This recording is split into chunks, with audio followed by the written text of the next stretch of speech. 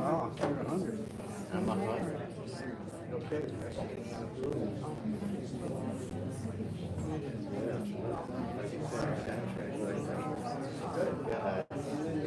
Got 100? All right. Right. Yeah.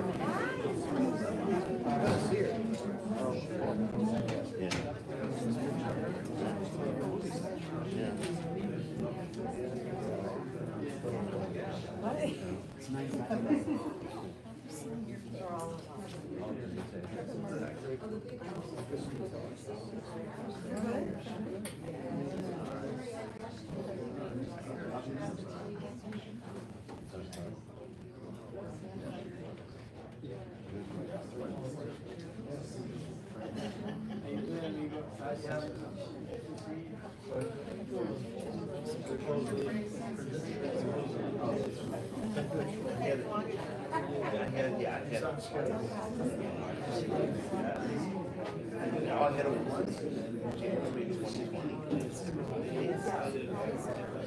Very for 45 minutes.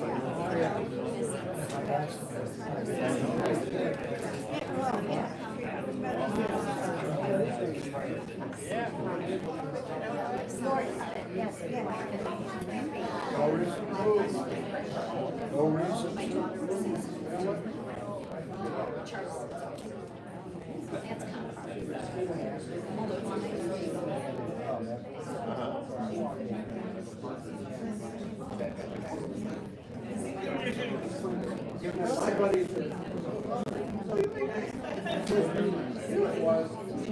Really? You say picture? Okay. Of course. And musician, you know, it sort of makes sense. You got the music and you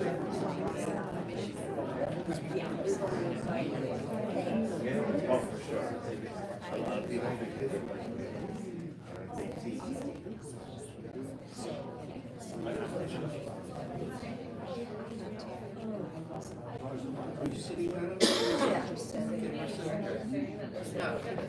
Ladies and gentlemen, would everybody please put your cell phones to silent mode? of course.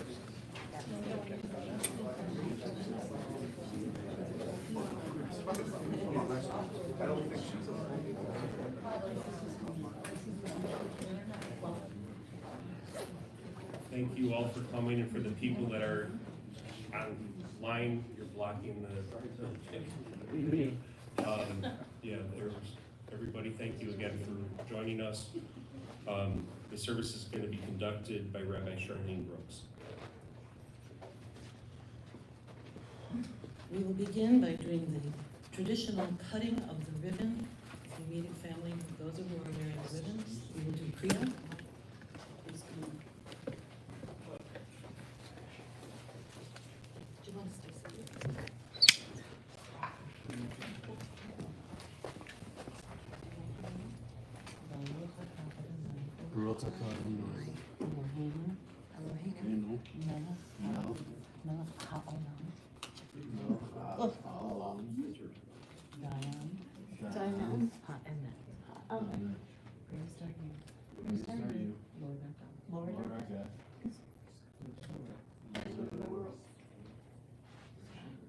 Judge of truth. Judge of truth.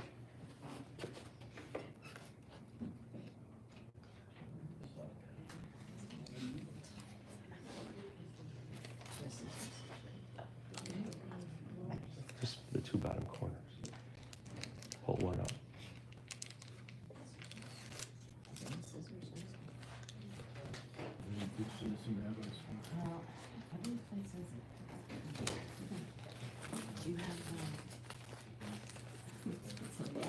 Give me one moment, Rabbi.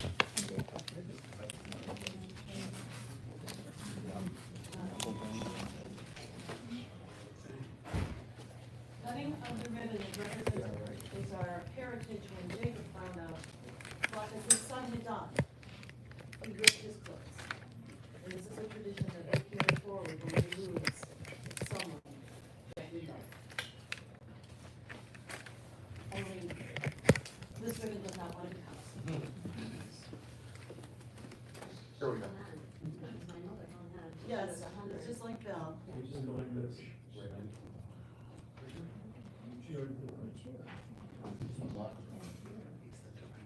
Aha, thank you.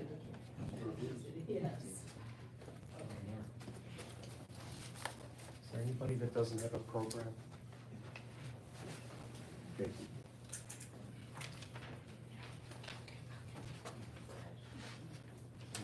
Good morning. On behalf of the family, thank you all so much for being here.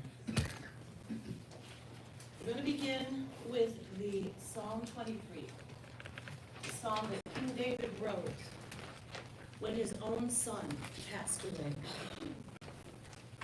And as you'll know, as in our two major pieces of liturgy that we do in every funeral, it doesn't talk of death, it doesn't talk of sadness, it speaks of faith.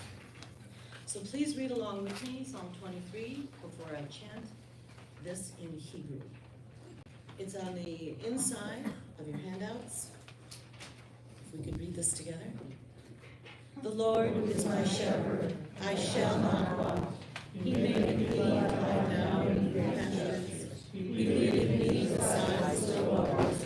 He restoreth my soul. He guideth me as with paths for his name's sake.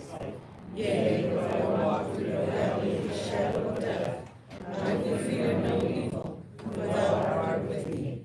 Thy rod and staff, they comfort me.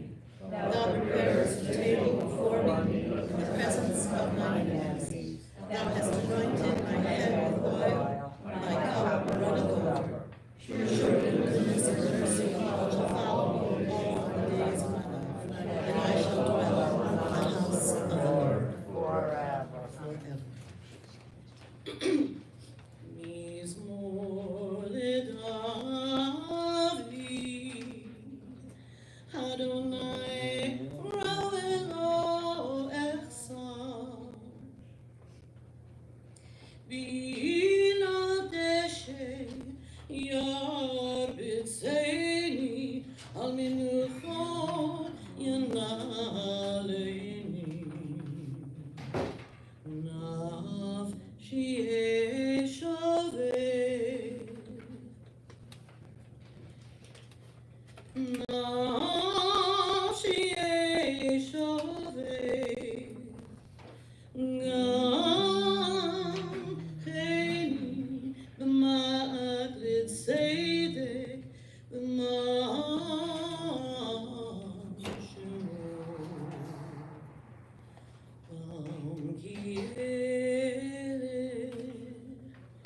Begets a mother, lo irara, ki ata imadi, shivtecha, umishantecha,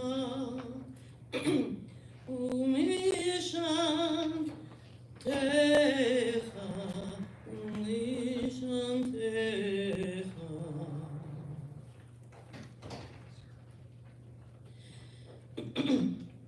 Yemachani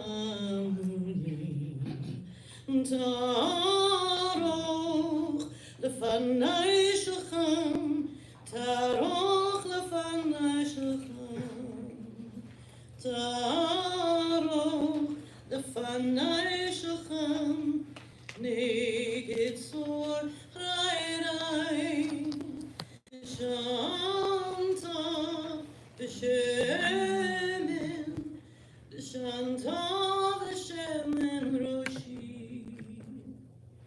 shanta b'shemen roshi, usirei vayam,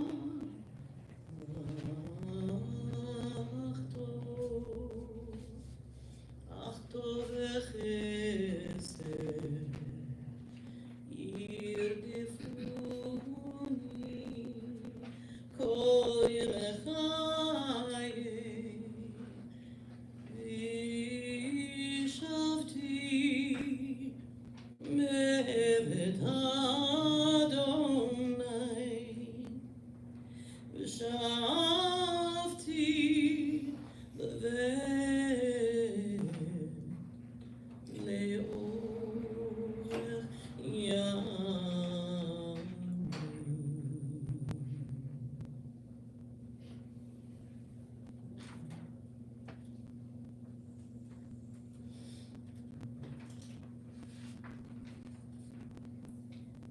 Belle Gavzer has a beautiful family.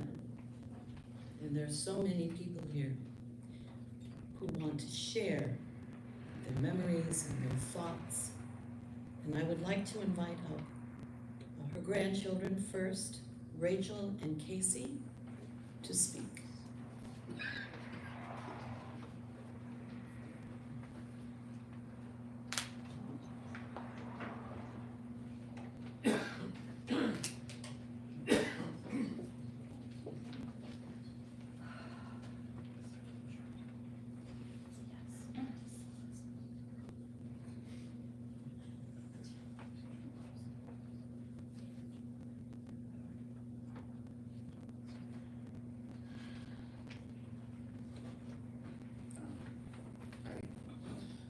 We're two of her four grandkids.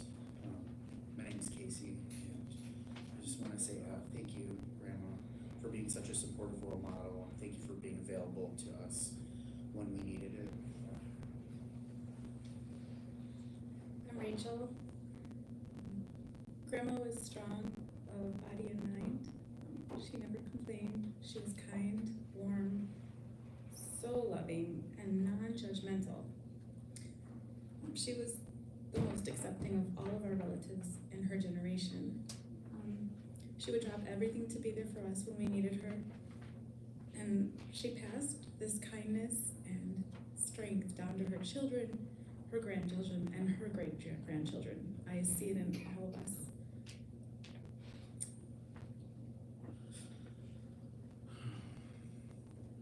It brings us joy to know that Grandma is with Grandpa.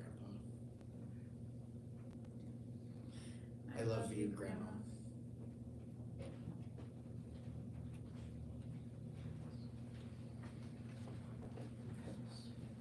Thank you.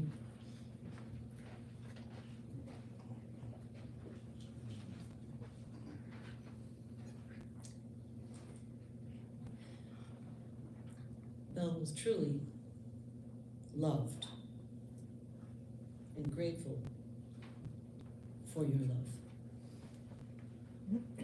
Now I would like to ask Tracy and Nathan to come up and speak. Unless are you coming up together? Yes. Okay. Tracy? Ladies first.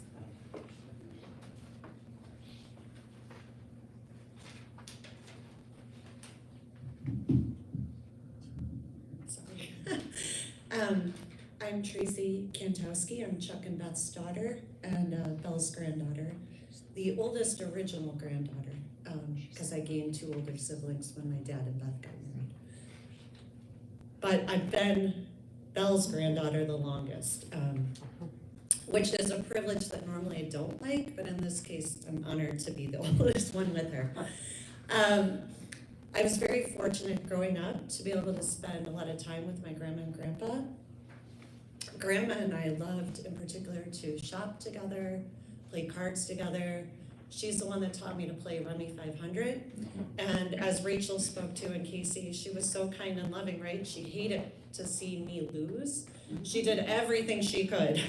I'm sure any of the grandkids that ever played cards with her knew she wanted us to win, and it broke her heart when we didn't. But she was also competitive, so she was semi-okay with it. Everyone loved her, and it was such a joy to watch her interact with other people. She'd go around her building, and she knew everybody, and everybody always commented how kind she was, and she made us feel so, so special. If you ever had a bad day, all you had to do was call Grandma, and you knew that you were number one with her, and it made everything okay. She was selfless and giving, and willing to do anything to make us happy. She used to participate in a lot of crafts and activities, like anything that was available, Grandma was there and signed up. And at the place she lived at before Dobson House, one of the last things she did was she would make necklaces all the time. In fact, the necklace I'm wearing today is one of the ones that Grandma made. And it's probably the last gift she remembers giving me. And I'm so honored to have it.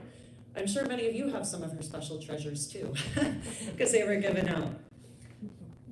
Grandma lived to be 100, which is a very, very long time, but it still is not long enough. I love you, Grandma, and I miss you.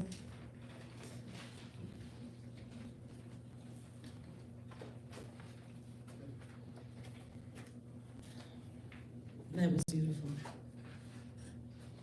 And I'm going to remember that phrase. 100 years. It's a long time. And it's not enough. I understand. Nathan. Yes.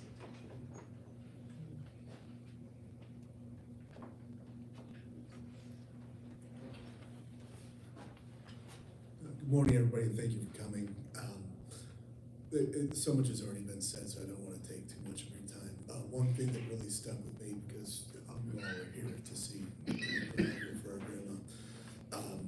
But my dad told me when Grandpa passed, he said that one of the big regrets that he had was that Grandpa wasn't around to see the rest of the family grow up. And Grandma lived to see it all.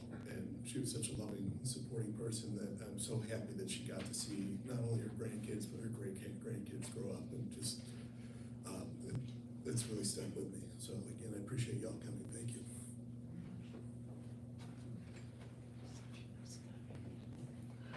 Thank you.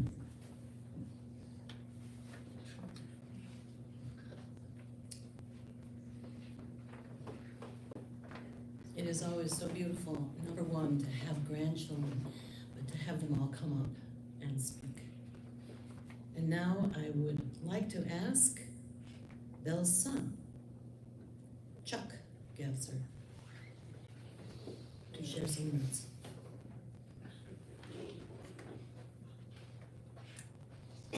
Take your time.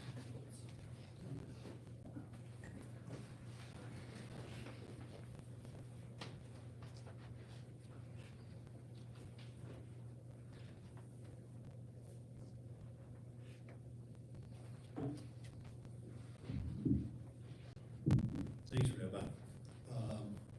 Thank you, everyone, for coming. We really appreciate it. My sister and I know she'll talk, and I'm one of few words. I'm not a big speaker. So, my mother was the strength of our family. She's the one that held us together. She put up with me, my sister, and all her antics. More important, my father and all his mishigas and craziness. But she was the one that kept us all together and kept us on the straight and narrow. She was always there for me and my sister, good times, bad times. Wherever we went. We used to have a collection of our friends come to the house because they knew my mother and father would welcome them, and it was always a revolving door. You know, my friends would come in, even if I wasn't there. They'd go to the refrigerator, make themselves a bologna sandwich. You know, they would, and my mother would always cater to all this, and it was very special growing up. Different times. My mother had what you call a bad sense of direction. She would go somewhere and somehow get on the tollway, get turned around. She'd see the same person at the toll booth. You wouldn't charge her anymore. She kept coming back and forth. She had no sense of direction. She also was very good with plants and what have you. She was able to destroy probably a plant faster than anyone I knew. She would have like a black thumb when it comes to gardening. But loving, she was top of the list. Kindness, she was right there. You know, my mother was involved with me and Laura all the time. One of the memories I have is when I was in Little League, somehow I was a pitcher. And I was pitching and my mother was behind the plate and she thought the umpire was squeezing me, which means that I wasn't getting the calls. And she was yelling and screaming at the umpire, who happened to be a good friend of hers. And the umpire turns around and says, "Belle, don't you think I'd give him a break if I could?" That was my mother. She was standing up for us. She knew all our teachers. She knew all our friends. And she was always there for us. Mom, I love you very much. It's tough to say goodbye, but you know, it's you live to be 100, which is quite an achievement. Now you get to be with Dad and all the other relatives, and I'm sure they're going to have a hell of a party for you. So, God bless. Thank you.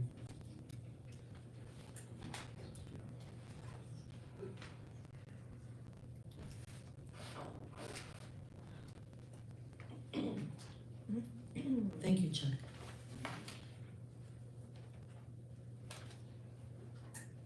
You know, I knew Belle mostly in the later years, and it is really wonderful to hear these memories of when she was younger with her family. And I would like to invite up her daughter, who is the reason that I knew Belle as well as I did, and was always in awe. Laura Schwartz, who just happens to be the president of this temple. Wow, what a nice crowd. Thank you so much for everybody being here. It's really unusual to have a name that exemplifies who someone is. Our mother, Belle, was such a person. She was Belle, which means beautiful in French. She was Belle inside and outside. She was named after her grandmother, Bella, who, according to our bubby, was the most beautiful woman in the town of Drohitchin in Poland. Mommy was a cheerleader at Manly High School on the west side. I'm just going to give you a bunch of facts about her. Her high bowling score was 236. She attended a bowling tournament in Minneapolis and flew for the first time. From that experience, she taught me to always put my right foot on the airplane first for safety when you get on. Mommy, she wasn't a good cook. She was a terrible cook.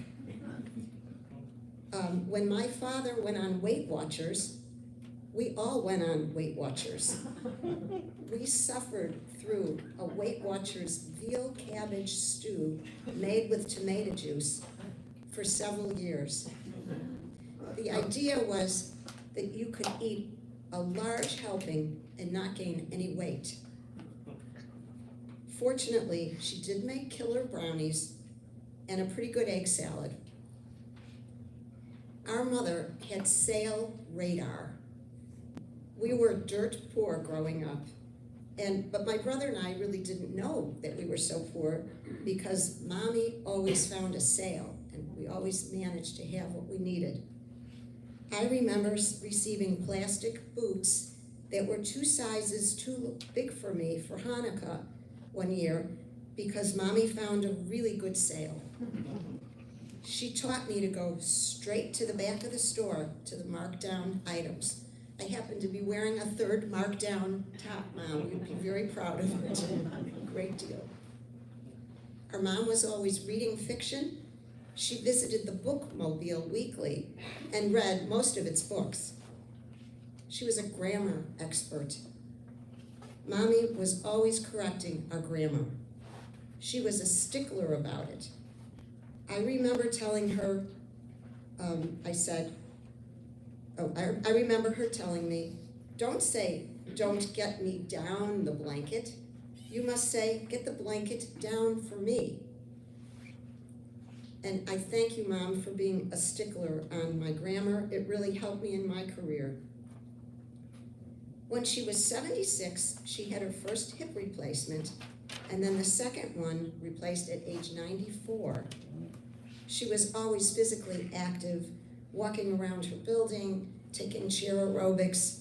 She was really into physical exercise. At 89, she developed mild cognitive impairment and moved to the park or the Brookdale or whatever it's called now, it's changed names so many times, on Gulf Road. She loved the social activities there and her many friends. At 97, she needed more assistance and moved into the Dobson Plaza nursing home, where the nurses told me that she was their favorite because she was always pleasant and appreciative. When Mommy began driving, she used to hit the brake a bit hard at first, and my brother and I, before seatbelts, often remember flying off that seat. She'd go like this to hold us back, like that's really gonna do something. Sense of direction. My brother talked about her sense of direction. She had absolutely no sense of direction. And one story he told, it was me driving with my mother to River Oaks Shopping Center to buy a pair of shoes for an invite dance. We got lost trying to get home. We drove through the same toll booth twice, as my brother said, and the second time we drove through, my mother said to the toll booth attendant, I was just here. Do I have to pay again? And the booth attendant responded, yeah, lady. We ended up pulling over to the side of the road to call my father for help. We did somehow manage to get home, but very late. As guests of Aunt Ethel at the East Bank Club, my mom lost her way in the locker room. She exited the women's locker room wearing only a towel. She lost her way to the shower. She's out in the hallway. My cousin Helene told me that she also did this at a spa with her sister. At my wedding, our wedding, when it was time for me to go to the ceremony, you know, you're all dressed up as a bride, I ended up in a freight elevator with my mother. We panicked, we didn't know where we were, but we did eventually find the ceremony. And Mark last night was joking with me that he had to marry a bridesmaid instead of me. Selfless. Everybody's talking about her being selfless. That's the one word that describes my mother. She was selfless. She did what was needed to be done for me and my brother.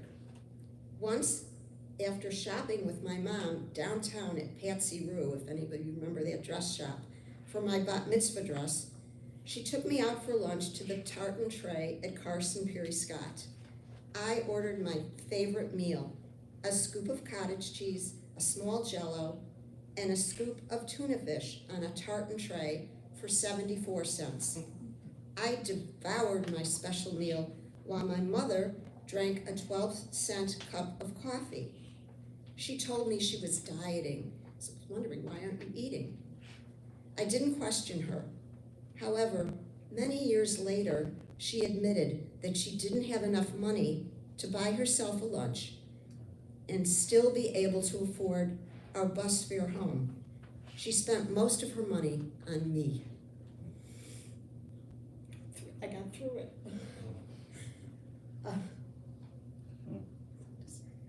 When she won $50 worth of clothes by entering a raffle at EJ Corvettes, she took me shopping for new clothes and spent the entire $50 on me.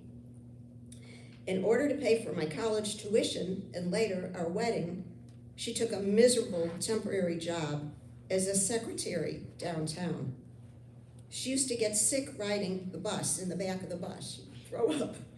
But she'd come home smelling pretty badly, but she'd be very excited, after an excruciating day, to proclaim that she had just paid for one other guest's dinner for our wedding.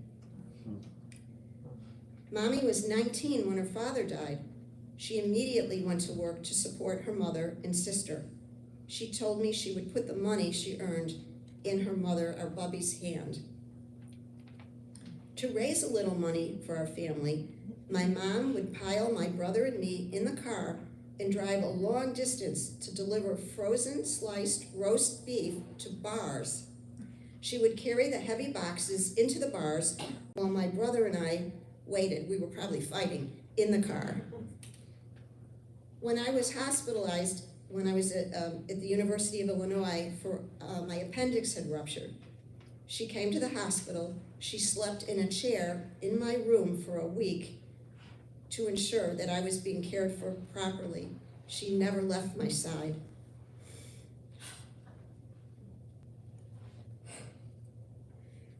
When I ran for student council president, she came up with my campaign slogan. She was very clever, and stayed up late on a work night making campaign badges for me to distribute. She ran doctor's offices for Dr. Sally in South Chicago, Dr. Levine at Edgewater Hospital, and Dr. Ime at Weiss. She retired at age 80, only when the last doctor had retired. When she had her first hip replaced, she was working at Weiss Hospital, and she had the hip surgery in the same hospital. Dr. Ime wheeled her down after surgery so that she could help run the office. Almost done. Family. Mommy was intensely proud of her children. She bragged about us to anyone who would listen. She was fiercely supportive of us. She was my sounding board. I remember coming home from school for my cream cheese and jelly sandwich, and I would often burst in the door crying. Someone had hurt my feelings again. She would listen and tell me, kill them with kindness. I remember my mom telling my brother that he was going to go to college and get a degree. She would say to him, I don't care if you become a garbage truck driver, you will have a college degree. Excuse me. Chuck exceeded her expectations by earning a CPA and serving as CFO of a company. Our mother stood in the background of our gregarious father, who was just a wonderful person, but she was a strong influence on him in the background. As her grandkids said, she would drop everything and help us whenever we needed it.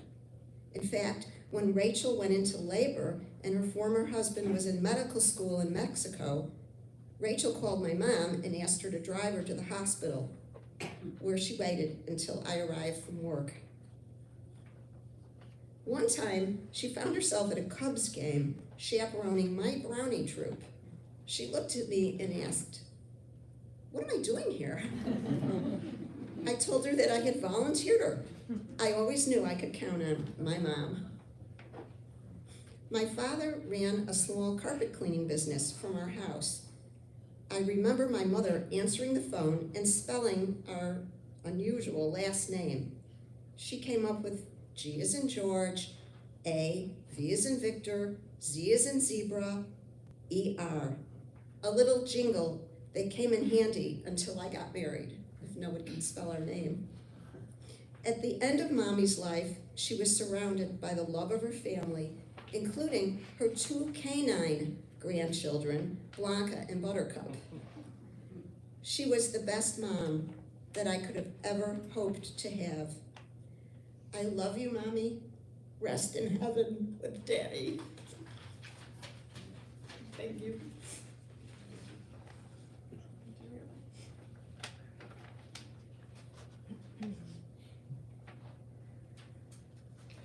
Thank you, Laura.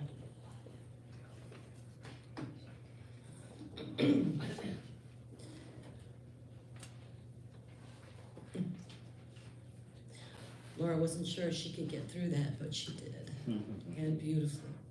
Thank you. Oh.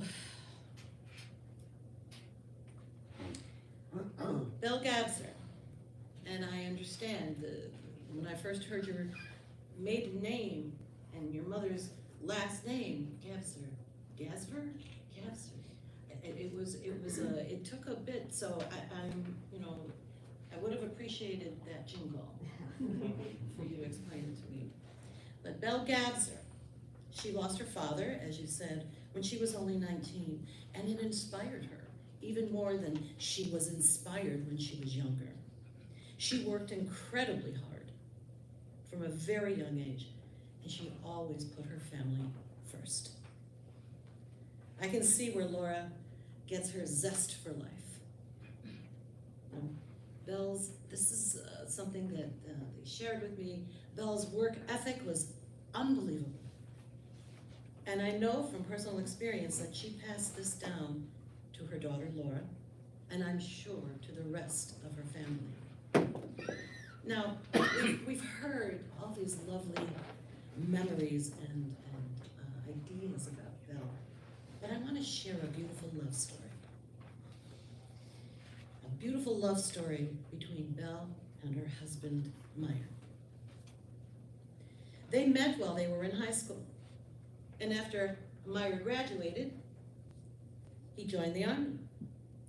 And while he was in active duty, he saved all of his money and he sent it home to his sister. And with that money, his sister Lee, she bought an engagement ring. I'm sorry? Sister Ethel. Sister Ethel, wrong sister, thank you. He gave the money to Sister Ethel, and with that, she bought the engagement ring that he would give to Belle when he returned. And they were married when she was 23.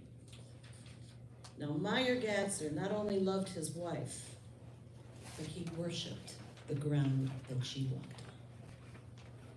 Even though that he would often tease her, but she was clearly the love of his life. He also taught Laura and Chuck, this phrase that they live by and will never forget. And I believe this. When you say you're going to do something, you do it. Now this family has amazing people in it. Belle's mother's cousin, your mother's cousin. Now I don't know his first name. Mac Eisenstein. Now he was a wealthy man, but he used his money to sponsor everyone, family, to come to America from Poland, and just in the nick of time, because their farm was burned down just after they left for America. Now, Laura and Mark told me how when her mother's health began to fail, they had to take the keys away from her, and she could no longer drive. Clearly, that was preventing her from getting even more lost. When I asked her how old Belle was then, it's very hard when you take someone's keys away. They don't like it. And Laura said, sadly, Mom was 89.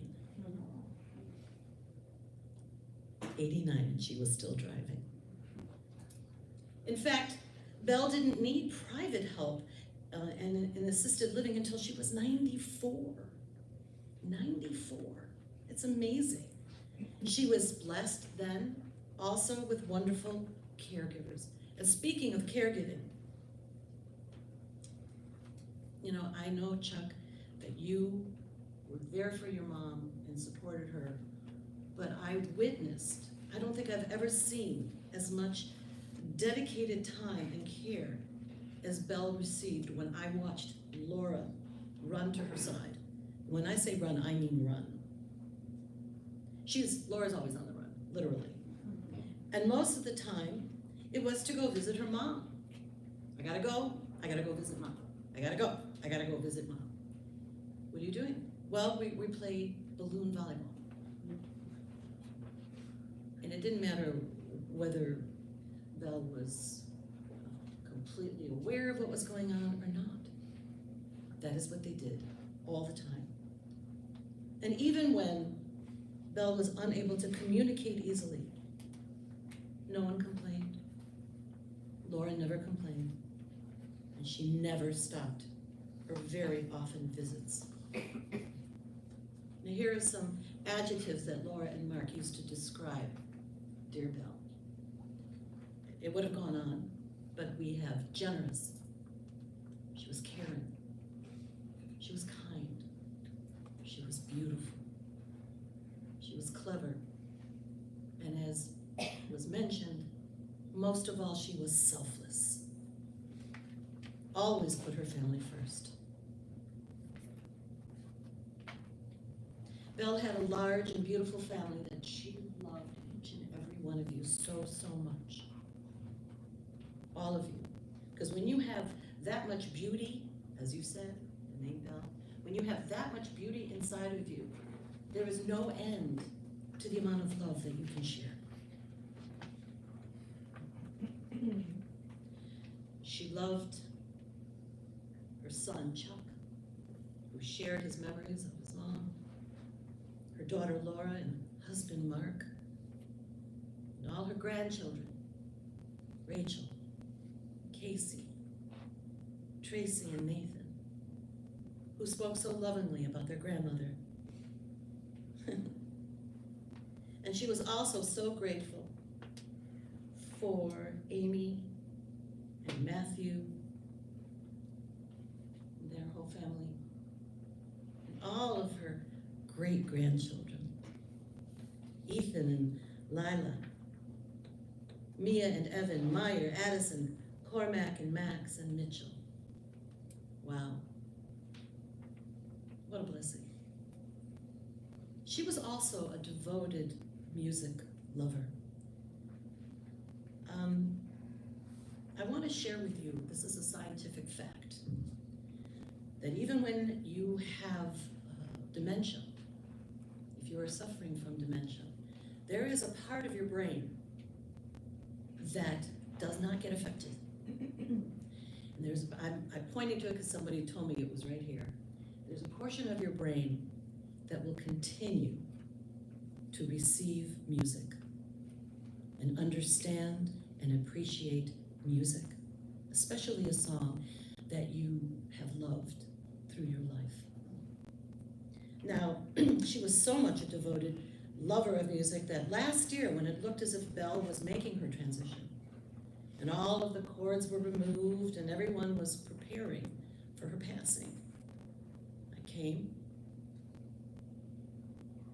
to see her and to give her vidui, Jewish last rites. She was no longer conscious. And we really assumed that the next breath would be her last. Laura then asked me, after saying the prayers, to simply sing to her just a song that she might like, that she had liked. I didn't know which one that would be, but as I stood close to her and singing what I hoped was a song that she would have known, something miraculous happened. Belle opened her eyes. She woke up. She spoke. Yes, we were all quite astounded. And then she began eating again. The prayers combined with the music and the love surrounding her brought her back. That was a year ago. Belle was clearly not ready to leave her family who loved and admired her so, so much. She was tough. She was determined to live. And she did for another year. And now at 100, we don't say goodbye. We simply say thank you and we love you. And your soul can continue and does continue in each and every one of you. She has given a part of herself to each and every one of you. Now the song that she reawoke to was this. I'll be loving you always with a love that's true. Always, when the things you've planned need a helping hand, I will understand. Always, always. Days may not be fair. Always. That's when I'll be there. Always. Not for just an hour. Not for just a day. Not for just a year. But always.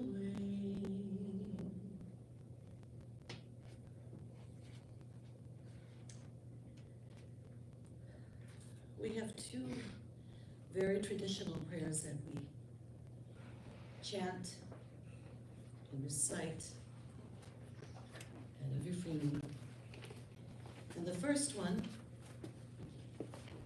is El Malay Rachamim, which I'm going to ask you to read with me in English on the inside. But let me explain. The words of El Malay Rachamim is offering and asking God to send down his angels, yes, his angels, to gather around Belle, protect her under their wings, and guide her up to Olam Haba, to the world to come, where her soul will continue on. Now, I do believe that even if you don't believe in angels, I believe in angels enough for all of you. Each and every one of you has angels all around you. There's 4 archangels that are delivering her soul up to God. The angel Michael on your right, and Raphael behind you, and Gabriel to your left, and Uriel in front of you. If you need, each and every one of you has access to these angels. They're there for every single one of you in times where you call them. They will come to you, gather around you, and protect you as well. And that is what is occurring right now for Belle. They are protecting her, caring for her soul. Please rise as we read El Malay.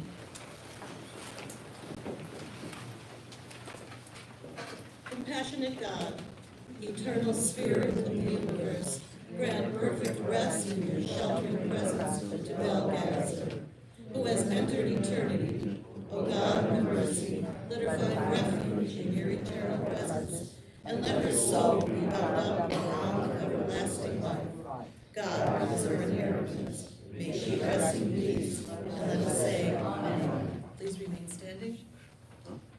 Il Malay Rachamim, Shochein Baromim, Amatzei Menucha, Nechonat Achat Kanfei, Hashechina,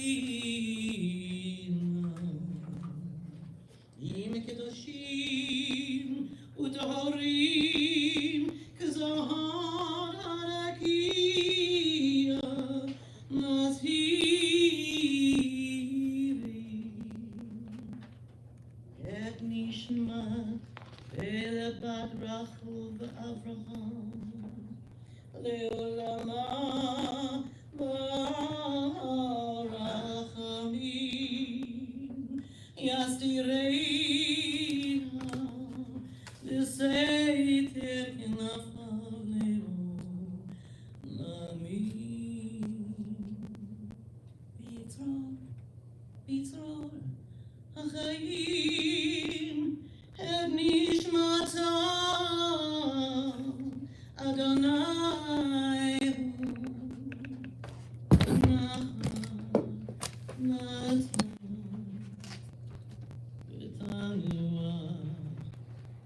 Bishalom. Al mishkava v'noma.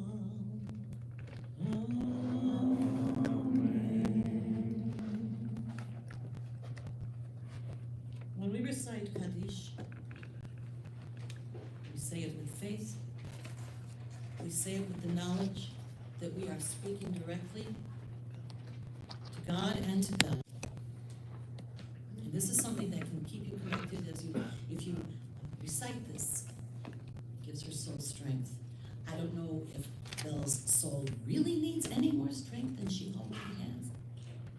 But this prayer will give her even more strength and take her even more closely to God with every time we recite it. Again, this doesn't have any sadness in it.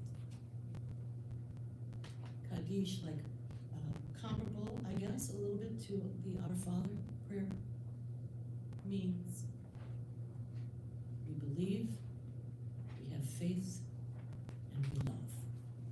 Please recite with me. Yikadam, Yikadam, Shemei Barah.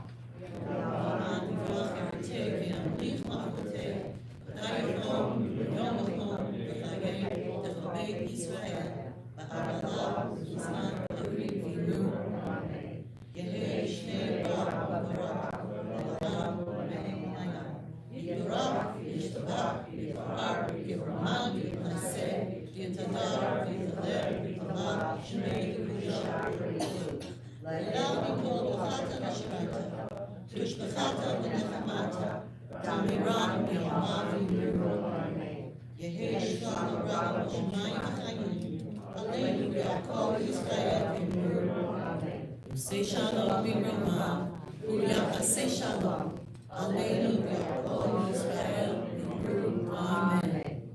Those last lines, Yosei Shalom, God who makes peace in the heavens, make peace here for all of us.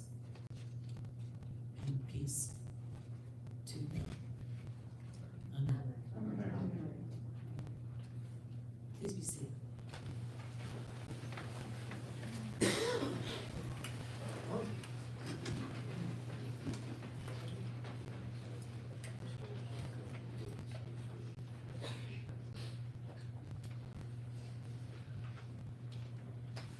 The interment's going to take place at Shalom Memorial Park, located in Arlington Heights Road. Excuse me, it's in Arlington Heights. It's on Wilkie Road north of Rand is the entrance that we will be going in on. However, we are going to have a funeral procession. If you're going, please obtain an orange safety sticker. Put this on the inside portion of your right windshield. Drive with your high beam headlights on and your flashers on. If the hearse has already gone through a light and the light turns red, you can go through, but I ask you all to please be very defensive. Look both ways, make sure that the cars have stopped. Again, high beam headlights on, flashers on, drive defensively. After the interment, the family is going to have a meal of condolence, and that's at Anna's Red Apple. That information is on the inside of your service program. And then this evening at Laura and Mark Schwartz's residence, 4545 West Toohey in Lincolnwood, and it'll be in the second floor hospitality room tonight from 6 to 9, and also tomorrow, Wednesday, from 4 to 8. The following are going to act as pallbearers, and in doing so, you would come up to the casket. You'll follow behind until we get out front. We'll place the casket into the hearse, and then we will meet you again at the cemetery. Again, I want to just mention the procession will form facing east, directly on Oakton Street. Oakton is very busy. I ask all of you to please be very careful. Eventually the car will move forward a little bit so that there's more room, but just wait until there's room on Oakton Street. Don't try to double park on Oakton. The grandchildren, Tracy, Rachel, Casey, Nathan, Matthew, and Jack Gerstein.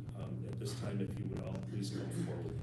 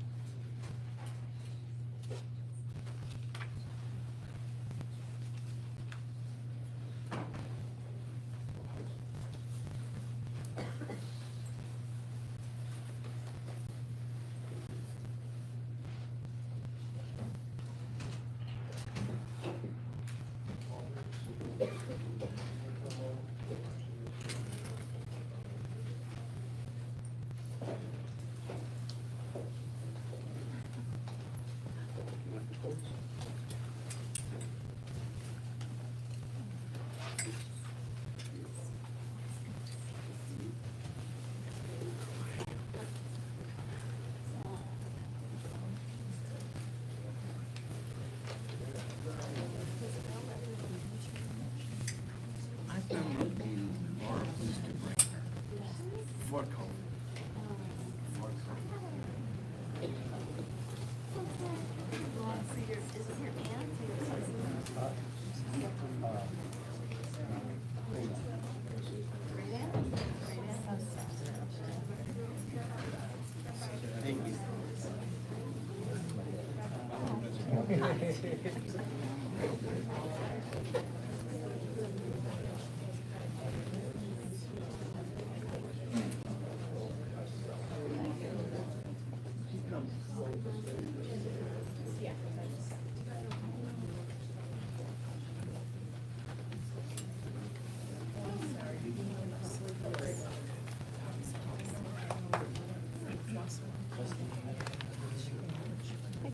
Hey.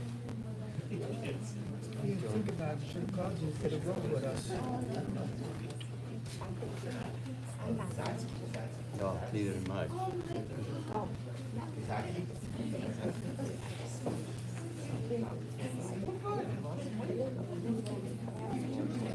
I'm so dry. I remember there was student.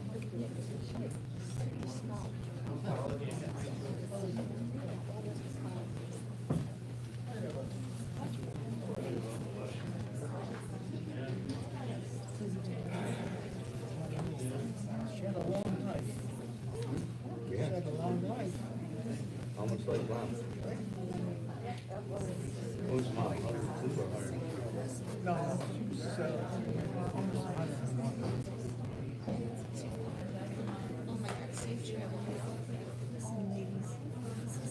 Haven't signed the register, please do so. Yeah. Does anybody who's a pair of readers? Anybody who's a pair of readers?